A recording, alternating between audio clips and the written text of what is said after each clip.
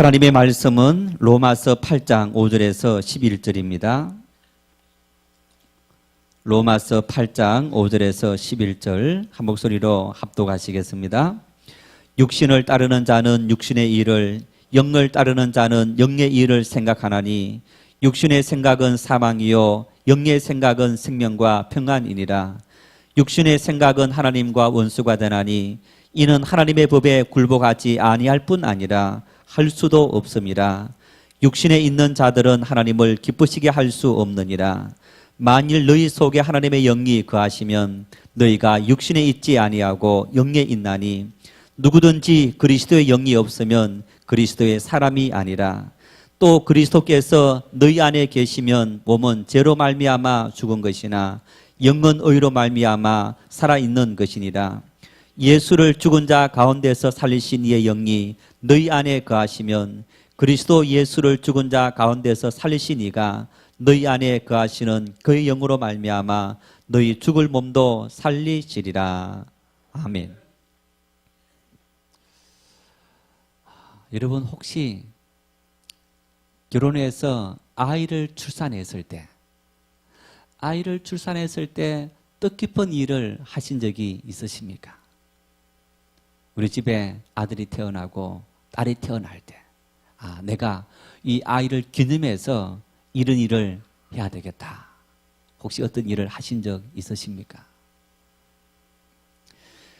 지난주 12월 1일자로 참 많은 사람들이 그 보도를 보면서 굉장히 깊은 감동을 느꼈습니다. 세계에서 최고 부자인 빌 게이츠, 그 빌 게이츠의 부인이 이런 말을 했습니다. 그 소식을 듣고 와우 이런 표현을 했습니다. 와 정말 대단하다. 어떻게 그런 결단을 할 수 있는가? 그 주인공은 바로 이 미국의 페이스북 성공 신화를 이룩한 페이스북 최고 경영자 마크 저커버그와 그의 아내 프리실라 첸입니다. 딸이 태어났는데 그 딸에게 엄마 아빠가 편지를 썼습니다. 간략하게 편지 내용이 이렇습니다. 맥스야, 세상 모든 부모들처럼 엄마 아빠도 내가 지금보다 나은 세상에서 살기를 바란단다. 그리고 우리는 다음 세대의 모든 어린이들을 위해 세상을 보다 좋게 만들어야 할 도덕적 책임이 있단다.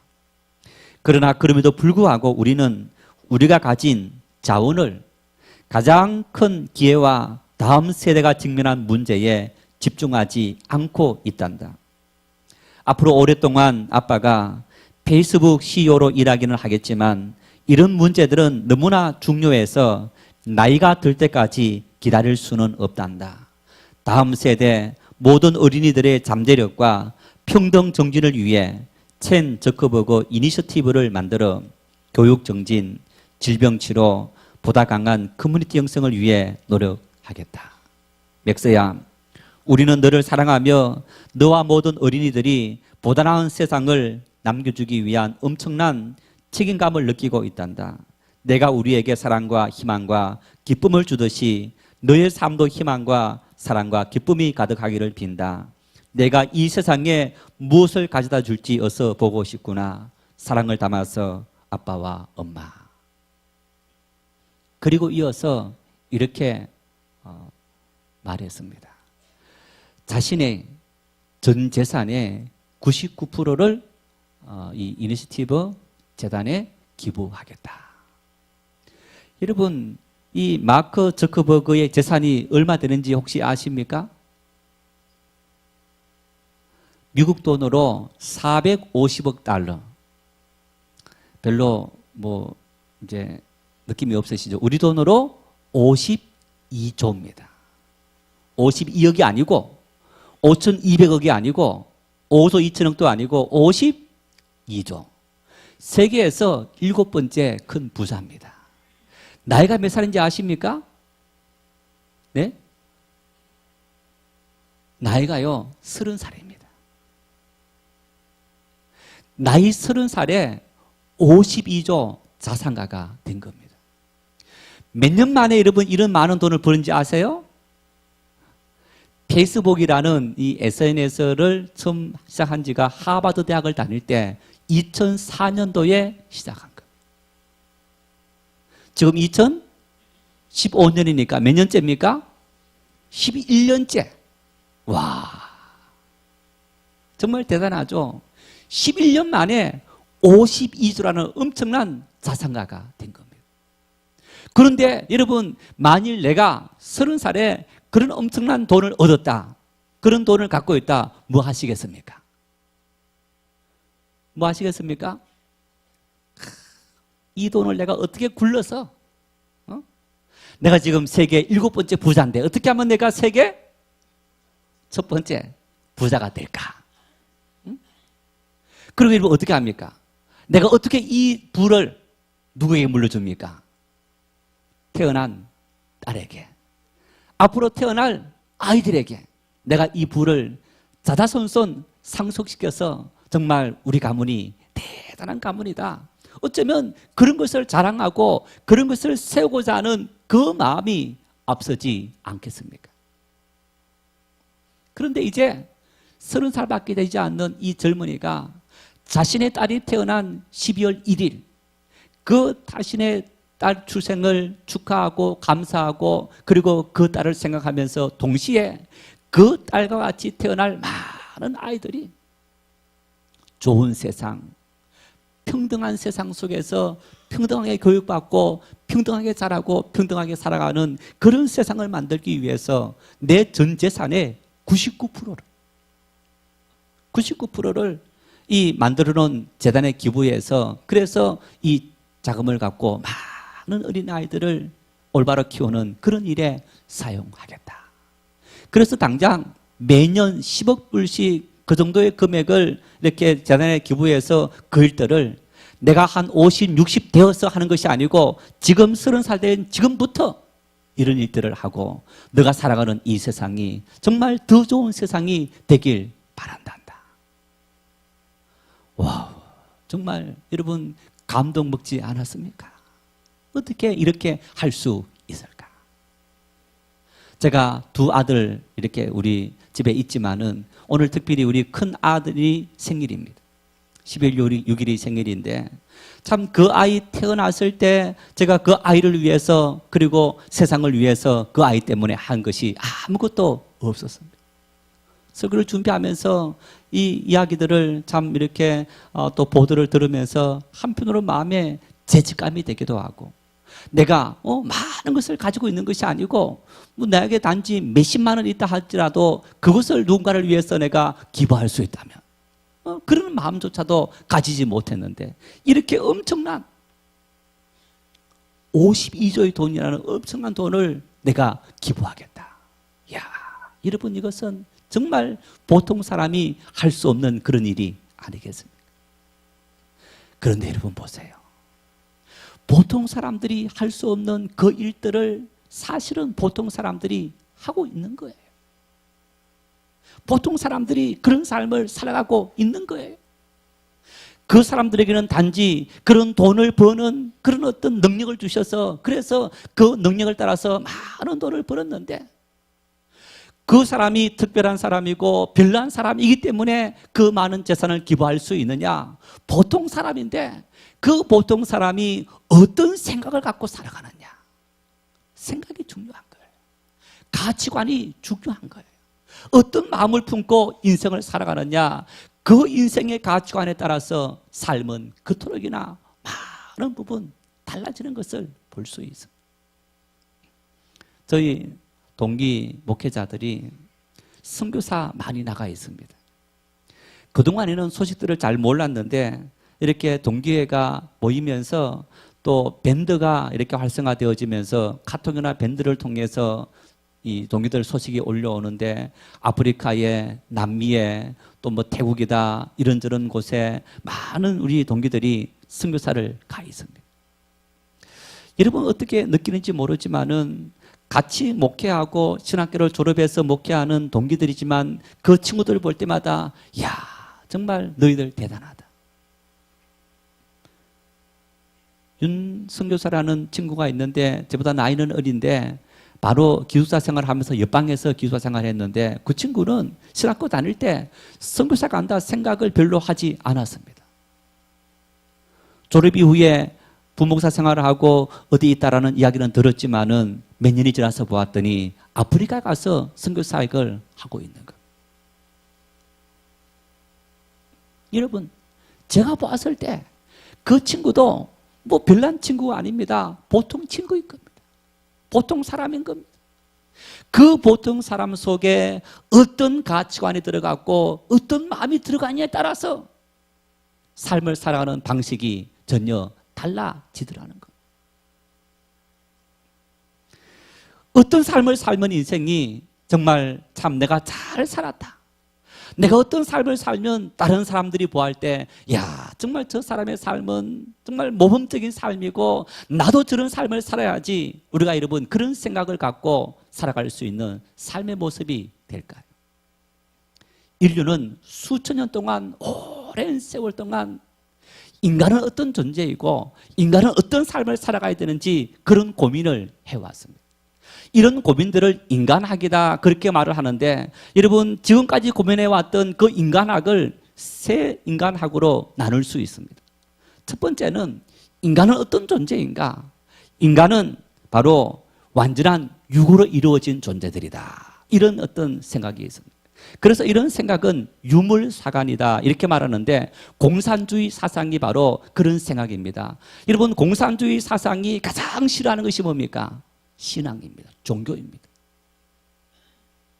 그래서 공산주의 사상이 지금은 북한 남아있고 거의 다 없어져 버렸습니다만은 공산주의가 세워지는 곳곳마다 그곳에 있었던 수많은 종교들이 핍박을 받고 다 땅 지하로 사라지면서 땅을 발을 붙일 수 없는 그런 상태가 되어져 버렸던 그런 모습을 볼 수 있는데 왜 그러느냐? 여러분 공산주의 사상은 인간은 육으로 이루어진 존재이지 영이라든가 정신이라든가 그런 세계는 인정하지 않는 겁니다. 그래서 인간과 동물은 어떻게 뭐가 다르냐?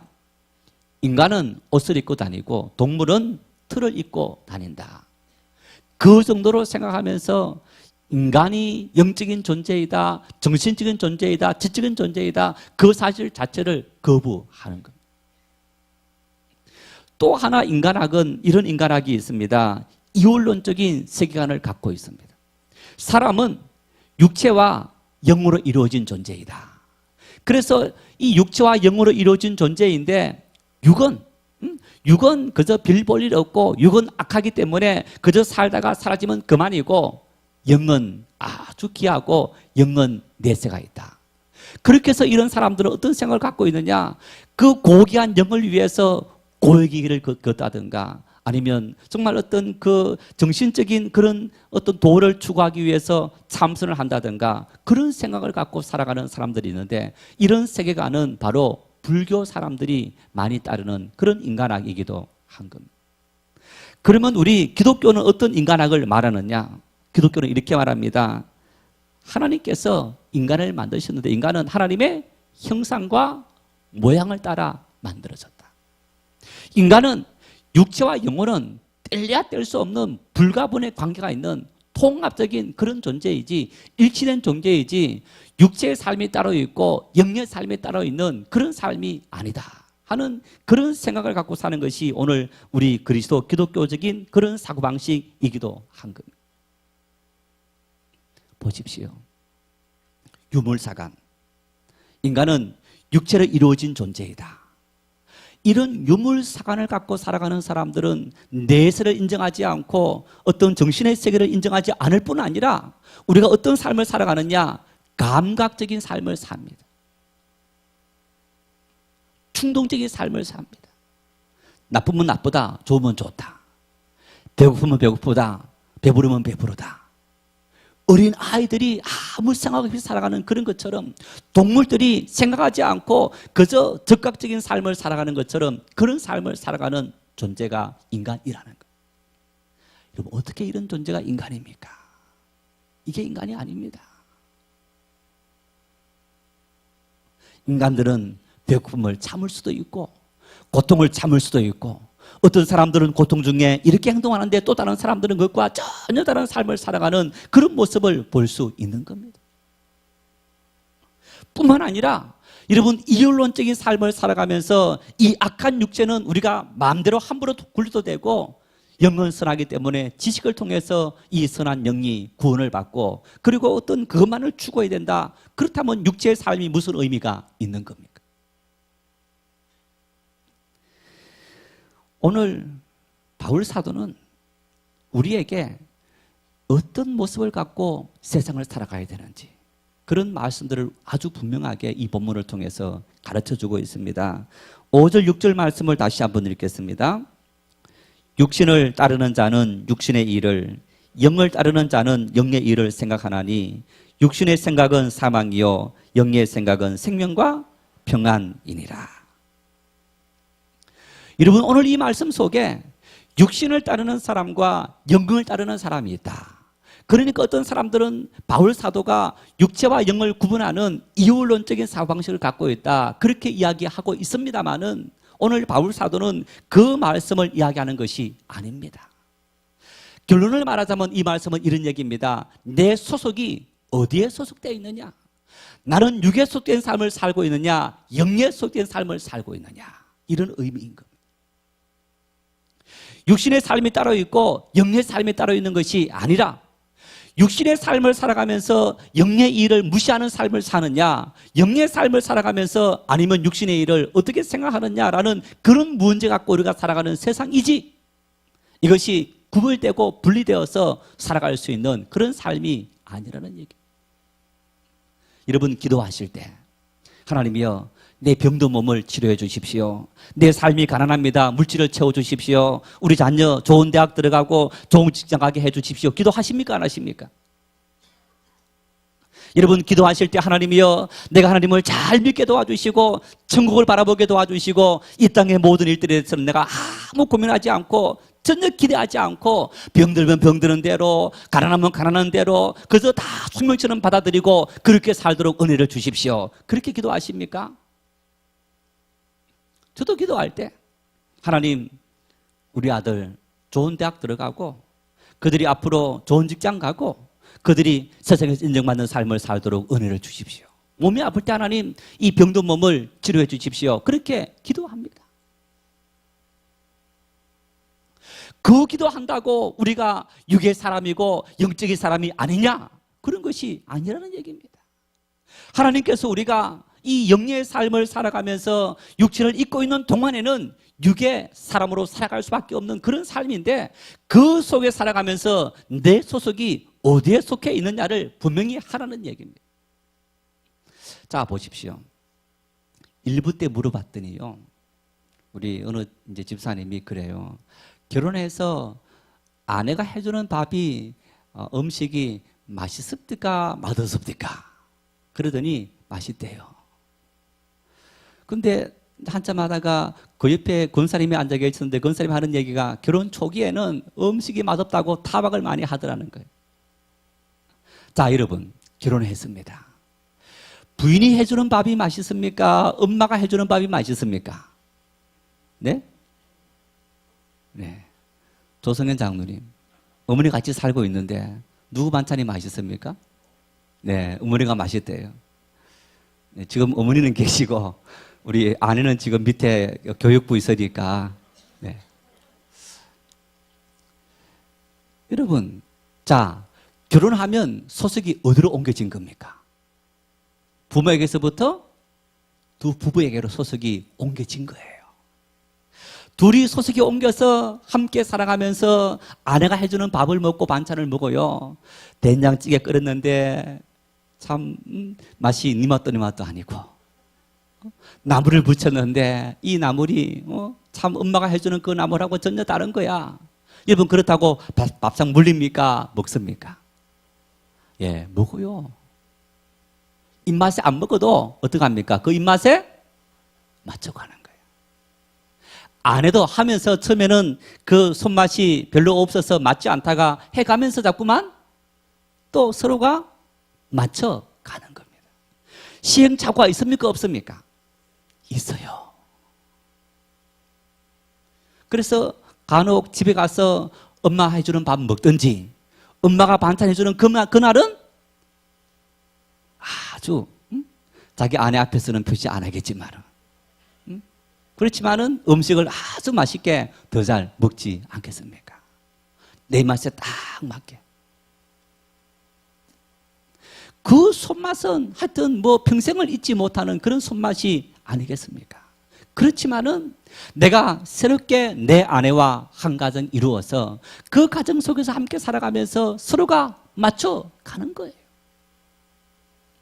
여러분, 이것이 인생인 것처럼 우리가 하나님 앞에서 믿음의 삶을 살아가면서 영의 사람으로 살아가면서 여러분 육의 일들이 육의 일들을 무시하고 살아가는 것이 아니고 영의 관점 속에서 우리가 하나님께 소속이 옮겨져서 그 소속 속에서 어설프지만은 하나하나 믿음의 삶을 배워서 걸어가는 것이 그리스도인의 삶의 모습이 된 겁니다.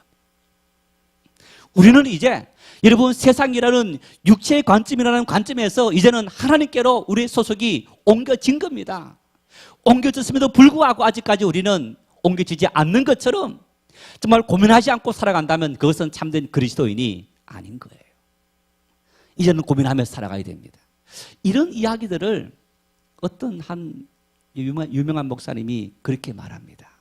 우리가 믿음의 삶을 사는 것은 자연스러운 겁니까? 부자연스러운 겁니까? 자연스럽습니까? 부자연스럽습니까? 네, 그것은 부자연스러운 일이다. 왜?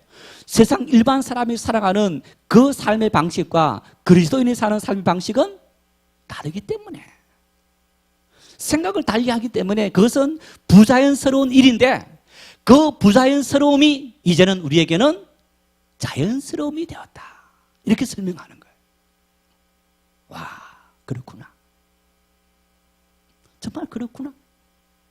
지금까지 내가 살아왔던 세상적인 모든 사고방식, 그 사고방식이 우리 모든 사람들이 다 자연스럽게 살고 있는데 이제는 우리가 그리스도 예수에게로 소속이 옮겨져서 그 옮겨진 그 소속으로 살려니 너무너무 맞지 않는 옷을 입고 있는 것처럼 부자연스러운 거예요. 여러분, 그러나 믿음의 삶을 살다 보면 그것이 도리어 자연스러운 일이 되어져 있다는 얘기입니다. 이것이 바로 그리스도인이라는 얘기입니다. 그렇다면 여러분, 우리가 어떻게 하면 영의 사람으로 참된 그리스도인으로 살아갈 수 있는가? 보십시오. 간혹 우리가 보도들을 통해서 이런 보도를 듣습니다. 아, 그 사람은 정말 자기 직업에 대한 윤리의식이 전혀 없는 사람이다. 성직자가 그럴 수 있느냐? 의사가 그럴 수 있느냐? 아니면 판검사가 그럴 수 있느냐? 교사가 그럴 수 있느냐? 보십시오. 성직자로서 지켜야 될 윤리의식이 있고 의사가 지켜야 될 윤리의식이 있고 교사가 지켜야 될 윤리의식이 다 있는 거예요. 내가 그 단체에 소속됨으로 인해서 지켜야 될 그 의식을 지키면서 사는 것이 세상 인격과 마찬가지로 우리가 그리스도인이 되었다. 그렇다면 그리스도인으로 지켜야 될 윤리의식이 있는 겁니다. 우리가 어떻게 하면 그런 윤리의식을 지키며 살아갈 수 있느냐? 지난주에 뭐라 말씀했습니까? 무엇을 받아야 된다고요? 성령을 받아야 된다. 제자들이 배웠습니다. 3년 동안 예수님으로부터 가르침받고 훈련받고 그리고 하는 것을 다 지켜보았습니다. 아, 이제 우리가 그리스도인으로 살아갈 수 있겠거니 했지만은 살아갔습니까? 못 갔습니까? 못 갔어요. 그래서 예수님께서 십자가 지시기 전에도 제자들에게 내가 가서 너희들에게 성령을 보내주리니 성령을 받아라. 뿐만 아니라 예수님께서 성천하기 직전에도 말씀합니다. 예루살렘을 떠나기 전에 너희가 내가 보낼 보혜사 성령을 기다리라. 그래서 예수님은 제자들이 예수님 배반하고 떠나갔지만은 야단치지 않았습니다. 너희들이 그렇게 나를 배반할 수 있느냐? 왜? 영의 사람이 되었다고 영의 사람이 된 것이 아니라 영의 사람이 되었다면 영의 원리를 따라서 살아가야 되는데 어떻게 하면 영의 원리를 따라서 살아갈 수 있느냐? 성령의 인도함을 받아야만 영의 사람으로 살아갈 수 있다는 겁니다. 9절 말씀을 같이 읽겠습니다. 만일 너희 속에 하나님의 영이 거하시면 너희가 육신에 있지 아니하고 영에 있나니 누구든지 그리스도의 영이 없으면 그리스도의 사람이 아니라. 그리스도의 영, 성령이 만일 너희 속에 없다면 너희가 그리스도인이 아니라는 거예요. 이 말은 다시 말하면 우리가 믿음의 삶을 살아가면서 세상적인 생각과 그 방법을 따라 산다면 그리스도인이 아니라는 얘기입니다. 내 소속으로 옮겨질지 몰라도 여러분 부부가 함께 살면서 늘 부부가 자기 친정집을 생각하고 그리고 자기 부모를 생각하고 하면 이 부부가 행복하게 살 수 있습니까? 없습니까? 행복하게 못 살아요. 또 야단 맞겠네요. 결혼하고 땅한방 얻어서 이렇게 살았는데 한 번은 집사람이 저녁에 들어오더니 막 눈물을 찔찔 흘려요. 막 손실이다. 양말 2켤레를 빨고 막 손실이다. 그때까지 친정 어머니가 다 해주는 일 하다가 그러다가 결혼해서 이제 밥도 해먹고 빨래도 하고 살아야 되는데 그래 살다 보니까 힘드니까 처음에 그런 이야기를 하는 겁니다. 지금은 아주 잘합니다. 여러분 그런데 만일 아내가 늘 참 일을 하면서 우리 친정엄마가 다 해줬고 친정아버지가 다 해줬고 집에서 다 해줬는데 그것만 생각하면 부부가 행복하게 살 수 있습니까? 없습니까? 못 살아요. 과거를 잊어야 되는 거예요. 그때 그것을 다 잊고 새로운 환경 속에서 새로운 마음을 갖고 살아가야만 행복하게 살아갈 수 있는 거예요. 지금까지 도움을 받고 살아왔다면 이제는 내 의지로 내가 모든 것을 하며 살아가는 그런 삶을 살아가야 하는 겁니다. 지난주에 우리 태어난 우리 아기 엄마들 2사람을 이렇게 병원 가서 만났어요. 청년으로 있다가 결혼해서 이제 아이를 낳았는데 그 엄마들을 보면서 속으로 이제 고생 시작이다. 내가 남산만에서 막 이래 이제 있으면서 그럴 때 힘들어서 낑낑거릴 때마다 제가 그랬어요. 그때가 행복하다. 내 뱃속에 있으니까 내 마음대로 할 수 있지. 태어난 아기 내 마음대로 할 수 있습니까? 없습니까? 못하는 거예요. 아기 똥만 보더라도 도망 다 다녔지만 이제는 그 아기 똥 다 손에 묻혀가면서 그 냄새나는 똥을 다 갈아주는 삶을 살아가야 되는 거예요. 그런데 엄마가 되고 그것을 안 한다. 부부가 행복하게 살 수 없는 거예요. 오늘 이 말씀 속에 뭐라 말씀합니까? 만일 너희 속에 하나님의 영이 거하시면 너희가 육신에 있지 아니하고 영에 있나니. 하나님의 영이 거한다는 말은 무슨 얘기입니까? 하나님의 그 영에 의해서 우리가 살아간다는 얘기입니다. 하나님의 영에 의해서 이끌림 받고 그 원리를 따라서 살아간다는 그런 의미인데 그 원리를 따라서 살아가지 않는다면 우리는 그리스도의 사람이 아니라 그런 말합니다. 그러면 여러분 이런 말은 어떤 의미입니까? 그리스도의 영이 우리 가운데 함께 있다. 그리스도의 영이 너희 속에 없으면 너희가 그리스도 사람이 아니라고 했는데 어떻게 하면 그리스도의 영이 우리 속에 있는 겁니까? 요한복음 14장 13절입니다. 같이 읽겠습니다. 그러나 진리의 성령이 오시면 그가 너희를 모든 진리 가운데로 인도하시리니 그가 스스로 말하지 않고 오직 들은 것을 말하며 장래 일을 너희에게 알리시리라. 로마서 8장 27절입니다. 마음을 살피시는 이가 성령의 생각을 아시나니 이는 성령이 하나님의 뜻대로 성도를 위하여 간구하심이니라. 여러분 이 말씀 속에 뭐라 말씀합니까? 성령이 우리에게 오시면 성령이 뭘 하신다고요? 우리에게 하나님의 말씀을 가르친다. 하나님 말씀을 알게 하고 하나님의 말씀을 따라서 살아갈 수 있는 그런 능력을 주신다는 겁니다. 이 말씀은 이런 의미가 있는 거예요. 자, 믿지 않는 사람이 성경 읽으면 감동 받습니까? 안 받습니까? 성경 읽으면요, 믿지 않는 사람이 읽으면 창세기 읽으면 이것은 창조 신화구나. 출애굽기 사건을 읽으면서 수많은 기적들이 나타나는데 그걸 읽으면서 뭐라 말합니까? 와, 뻥도 대단하네. 그렇지 않겠습니까? 복음서 마태복음, 마가복음 보십시오. 예수님께서 오병이어 물고기 2마리와 보리떡 5개로 기도했더니 5,000명을 먹이시고 12방줄이 거뒀다. 이야, 정말 사람들을 이렇게 미혹하고 이런 걸 만들어 갖고 사람들을 따라오게 만들고 도무지 이렇게 여러분 젊은이들이 말하고 하지 않겠습니까? 믿음이 없는 사람은 이 책을 읽으면, 성경을 읽으면요, 이 성경은 다 거짓말이고 구라고 뻥이고 믿을 수 없는 그런 사건이 되는 거예요. 믿으십니까? 하나님 말씀 믿으세요? 진짜 믿으십니까? 진짜 믿으십니까? 네. 왜 믿을 수 있느냐?